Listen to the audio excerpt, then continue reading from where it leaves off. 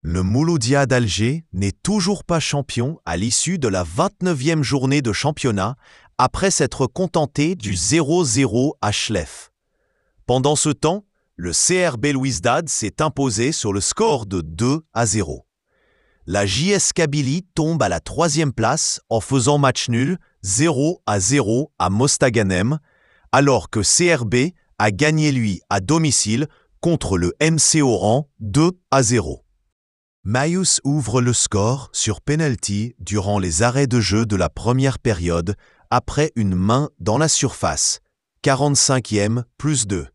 Puis Amroun ajoute le second de la tête sur une remise de Méziane après un centre de Mayo, 58e. Le MCA et le CRB peuvent ainsi terminer la saison avec le même nombre de points, tout en étant à parfaite égalité, sauf un critère en faveur du CRB.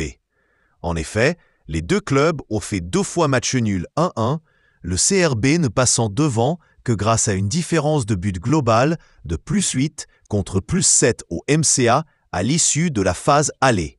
Ainsi, si le CRB s'impose à Agbou et que le MCA perd contre Magra, le Chabab serait champion, mais le Mouloudia a encore son destin entre les mains.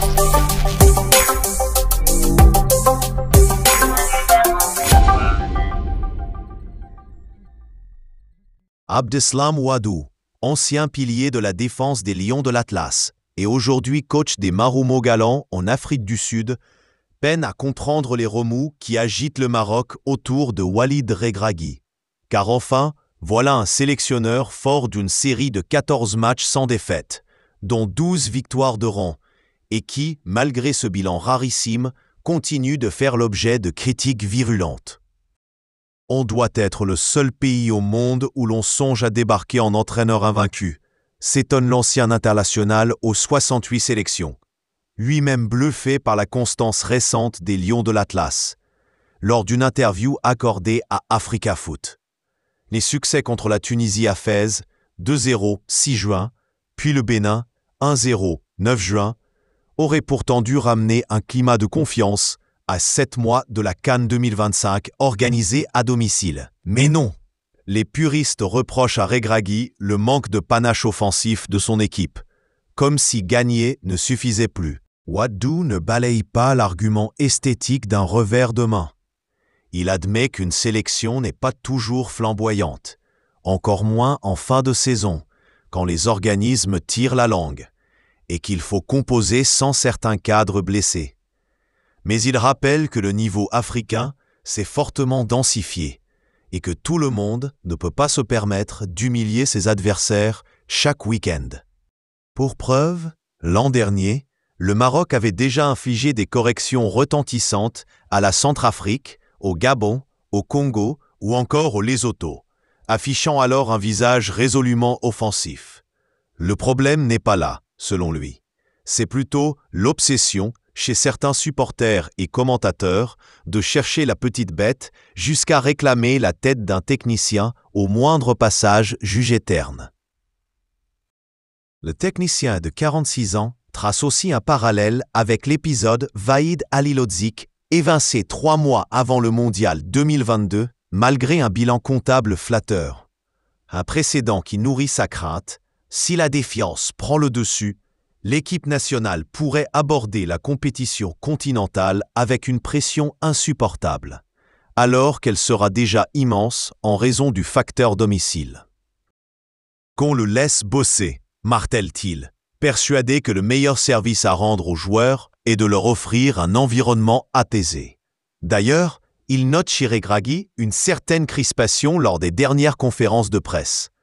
La petite phrase où le sélectionneur s'autoproclame meilleur coach de l'histoire du Maroc, prononcée, dit-il, pour contextualiser la série victorieuse, a été sortie de son cadre et utilisée pour nourrir l'idée d'un ego démesuré. Le rendez-vous annoncé entre Regragui et le président de la fédération, Fouzi Lekdja, devrait clarifier les choses, même si les bruits de couloir n'évoquent pas une mise en danger immédiate. Pour Ouadou, l'enjeu est ailleurs. Remettre au centre la progression collective profiter des infrastructures modernes et du vivier de joueurs pour viser un sacre continental longtemps attendu, puis sécuriser sereinement la route vers le Mondial 2026. Agiter aujourd'hui le chiffon rouge d'un changement de staff serait, selon lui, un contresens absolu. Le Maroc dispose de tous les ingrédients pour réussir. Il lui faut désormais la patience et la confiance pour les laisser mijoter.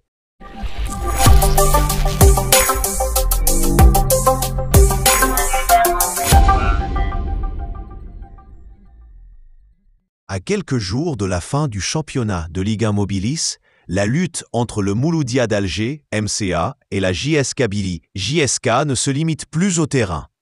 Elle s'invite désormais sur le marché des transferts, avec comme cible commune le défenseur prometteur de l'ES Sétif, Driss Chahabi. Révélation de la saison en défense centrale, Chahabi attise les convoitises des deux géants algériens, mais également d'Al Ain, prestigieux club des Émirats arabes unis, qui s'apprête à entrer dans la course avec une offre officielle attendue dans les prochaines heures.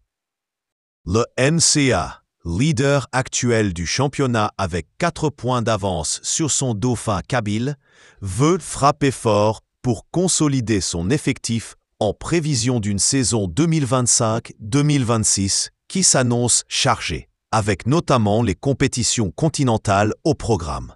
Le club algérois entend ainsi sécuriser ses lignes arrières en attirant un profil jeune, talentueux et déjà rompu aux joutes de la Liga.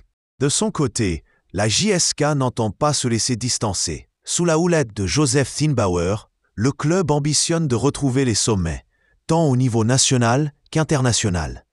L'Allemand veut bâtir une ossature solide, capable de viser le titre dès la saison prochaine, tout en visant une performance notable en Coupe de la CAF, voire en Ligue des Champions selon le classement final. Dans ce contexte, Driss Chahabi apparaît comme un renfort stratégique. Mais l'intérêt d'Al Ain pourrait bien rebattre les cartes. Fort de ses moyens financiers et de son exposition sur la scène asiatique, le club émirati dispose d'arguments de poids. Un départ à l'étranger, surtout vers un championnat aussi attractif, pourrait séduire le joueur, désireux de franchir un palier dans sa carrière.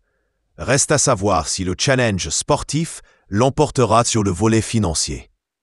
Formé à l'ES Sétif, Chahabi n'a pas encore tranché, mais avec l'approche du mercato estival, la pression monte autour de son avenir.